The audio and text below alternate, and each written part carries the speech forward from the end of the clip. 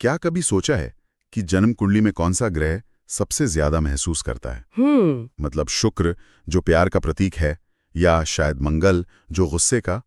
लेकिन अगर कोई ग्रह सचमुच फील करता है तो वो शायद चंद्रमा ही होगा। ये एक बहुत ही दिलचस्प शुरुआती सवाल है, क्योंकि हम अक्सर ग्रहों को दूर की चीजें मानते हैं ना, कि वो हम पर असर डालते हैं। हाँ, लेकिन महसूस करने का आइडिया वो उन्हें सीधा हमारे अंदर ले आता है। ये पूरी बातचीत को बहुत पर्सनल बना देता है। बिल्कुल।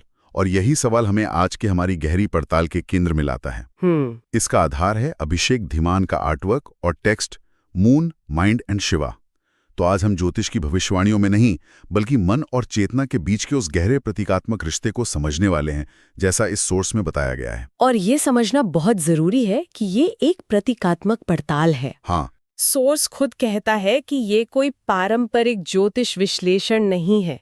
ये एक तरह का एक मनोवैज्ञानिक नक्शा है, जिसमें ग्रहों का इस्तेमाल मन के अंदर की दुनिया को समझने के लिए किया गया है। और इसी में एक लाइन है जिसने मुझे सच में सोचने में मजबूर कर दिया।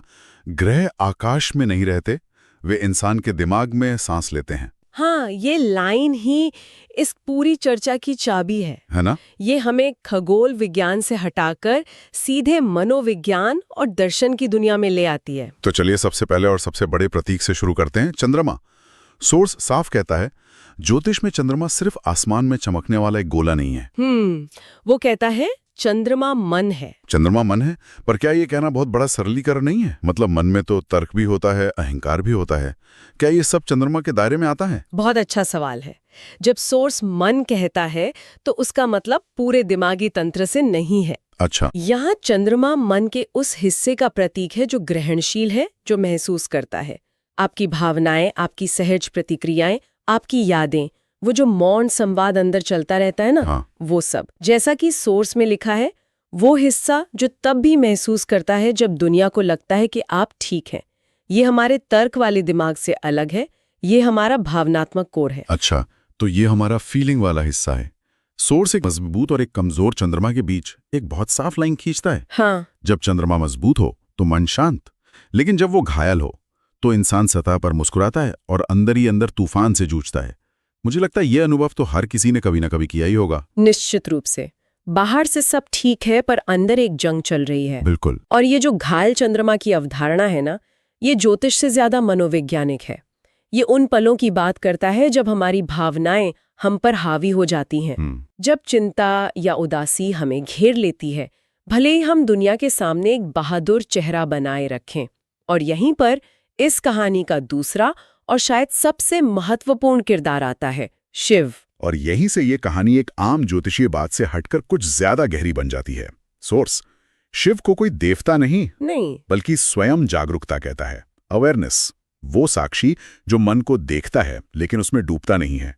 इसका असल में मतलब क्या है? इसका मतलब है कि हमारे अंदर भावनाओं के समुंदर यानी चंद्रमा के अलावा एक और हिस्सा भी है। ठीक है। एक शांत, स्थिर हिस्सा जो इस पूरे नाटक को देख सकता है। सोचिए, आपके मन में विचार लहरों की तरह उठ रहे हैं, गिर रहे हैं। आप आमतौर पर उन लहरों में बह जाते हैं। सही बात है। लेकिन चेतना या जागरूकता मतलब शिव वो किनारा है जहां खड़े होकर आप उन लहरों को आते जाते देख सकते हैं, बिना उनमें डूबे। ये एक पर्यवेक्षक की स्थिति है, एक साइलेंट ऑब्जर्वर। मुझे ये कल्पना बहुत पसंद आई कि शिव चंद्रमा को अपने सिर पर धारण करते हैं, उस पर नियंत्रण करने के लिए नहीं। हाँ, ये बहुत पावरफुल है। बल्कि उसे खुद को नष्ट करने से बचाने के लिए। क्योंकि हमारी पहली प्रवृत्ति तो मन को कंट्रोल करने की होती है ना, उसे दबाने की। पर ये सोर्स कुछ और कह रहा है। बिल्कुल। और ये धारण करने और नियंत्रित करने का अंतर ही सब कुछ है। जब हम मन को नियंत्रित करने की कोशिश करते हैं तो हम उससे लड़ते हैं। मुझे ऐसा नहीं सोचना चाहिए, मुझे दुखी नहीं होना चाहिए। ये एक लड़ाई है। लेकिन धारण करना एक कोमल स्वीकृति है। ये कहने जैसा है, ठीक है, मन अशांत है, मैं इसे देख रहा हूं, मैं इसे जगा दे रहा हूं ताकि ये खुद को चोट न पहुंचाए। तो ये एक सुरक्षात्मक घेरा बनाने जैसा है, जेल बनाने जैसा नहीं। एकदम। तो क्या इसका मतलब ये है कि चेतना के बिना मन का स्वभाव ही आत्मविनाशकारी है? क्या हमारा मन, अगर उसे अकेला छोड़ दिया जाए तो वो स्वाभाविक रूप से खुद को नुकसान पहुंचाता है? एक तरह से, हाँ, मन की प्रवृत्ति है कि वो अपनी ही बनाई कहानियों, डर और चिंताओं में उलझ जाता है। वो एक ही विचार को बार बार दोहराकर उसे एक बड़े राक्षस में बदल सकता है। सही है। बिना जागरूकता के मन एक ऐसे घोड़े की तरह है जिसकी लगाम किसी के हाथ में नहीं है। वो कहीं भी भाग सकता है, खुद को थका सकता है या खाई में भी गिर सकता है। जागरूकता वो लगाम है जो उसे धीरे से सही दिशा में रखती है, उसे सहारा देती है। ये सहारा देने और रक्षा करने का आइडिया ये शिव और विष की कहानी में और भी ज्यादा गहराई से सामने आता है ना? हाँ, वो इस विचार को एक नई ऊंचाई पर ले जाता है। कहानी हम सब जानते हैं, समुद्र मंथन से विष निकला और शिव ने उसे पी लिया। हाँ। लेकिन सोर्स एक छोटी सी डिटेल पर ध्यान खींचता है जिसे हम अक्सर नजरअंदाज कर देते हैं। विष पीने के बाद भी जलन बंद नहीं हुई। सही बात है। हम सोचते हैं विष पी लिया, कहानी खत्म, पर जलन बाकी थी। और उस जलन को शांत करने के लिए उन्होंने चंद्रमा को पास रखा, जिसे शीतलता, शांति और संतुलन का स्रोत बताया गया है। अगर हम इसे मनोवैज्ञानिक रूप से देखें तो विष हमारे जीवन के गहरे आघात, दर्द या कड़वे अनुभव हैं। वो जहर जो हम सब अपनी जिंदगी में थोड़ा बहुत पीते हैं। हाँ। और वो जहर अंदर एक जलन पैदा करता है। पर यहाँ एक सवाल उठता है। अभी हमने कहा कि मन मतलब चंद्रमा खुद इतना अस्थिर और तूफानी हो सकता है। हाँ। तो वही मन जहर जैसी शक्तिशाली चीज की जलन को कैसे शांत कर सकता है? ये थोड़ा विरोधाभासी नहीं लगता? ये विरोधाभासी लगता अगर मन अकेला होता, लेकिन यहाँ मन अकेला नहीं है। अच्छा। वो शिव की जागरूकता के सानिध्य में है। जब मन को चेतना का सहारा मिलता है तो वो अपनी अस्थिर प्रकृति को पार कर एक मरहम बन जाता है। चेतना की उपस्थिति में मन की शीतलता बढ़ जाती है।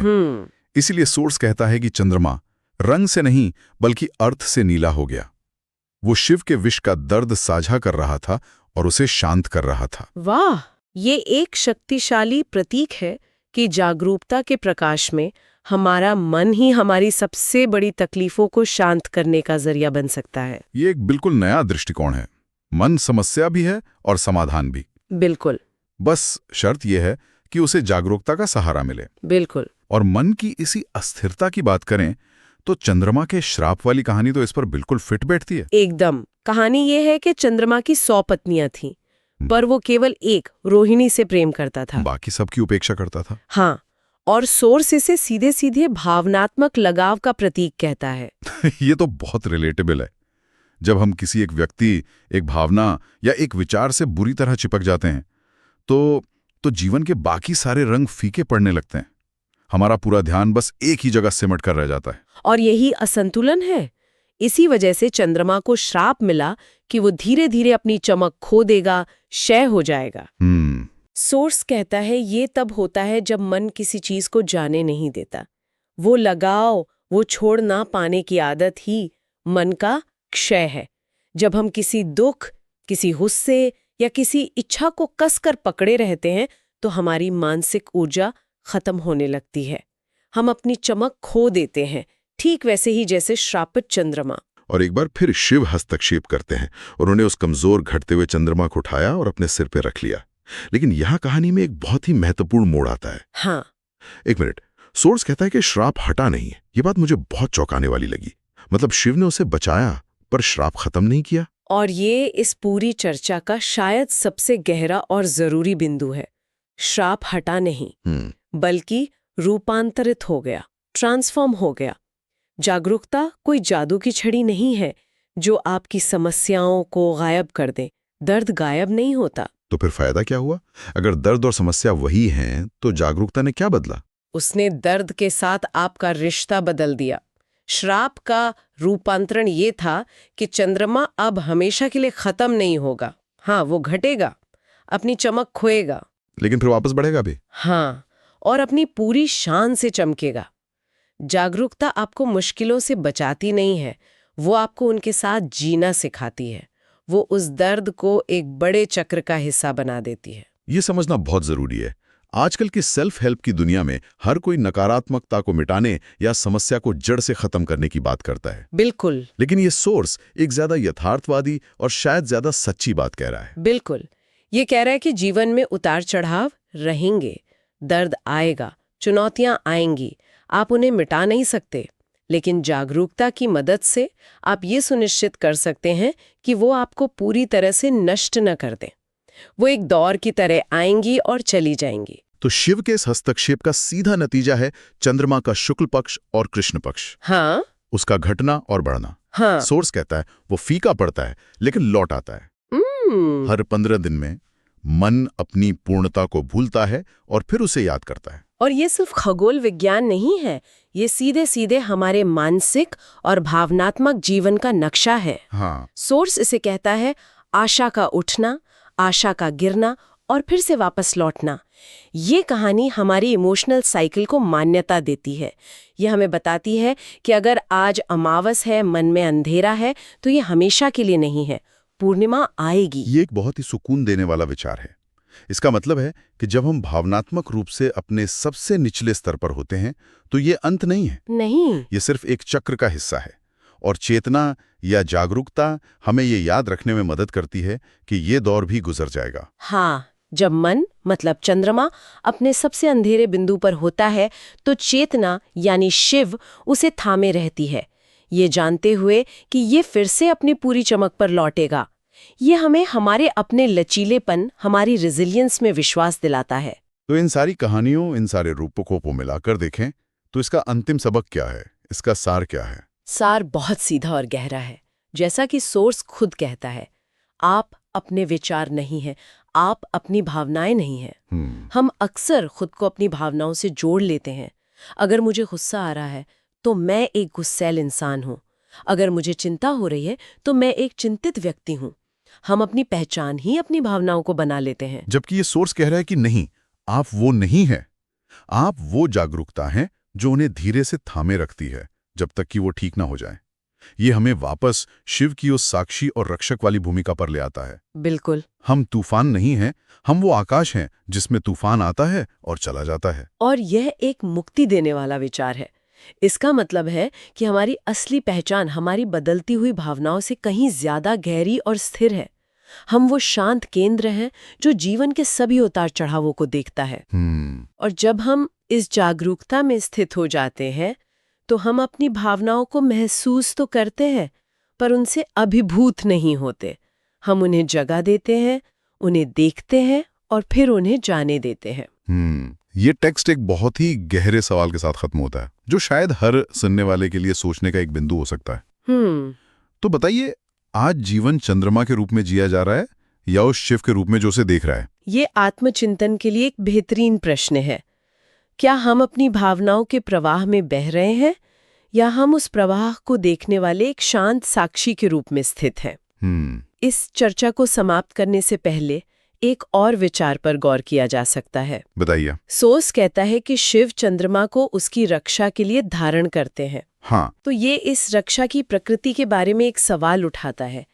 क्या जागरूकता सिर्फ एक निष्क्रिय दर्शक है, एक पैसिव ऑब्जर्वर, या फिर बिना किसी जजमेंट के सचेत रूप से अपने अंदर के तूफान को देखना? क्या ये अपने आप में उपचार का, हीलिंग का एक सक्रिय रूप है? अच्छा।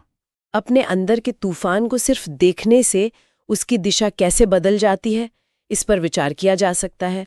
क्या देखने का कार्य ही परिवर्तन का कार्य है?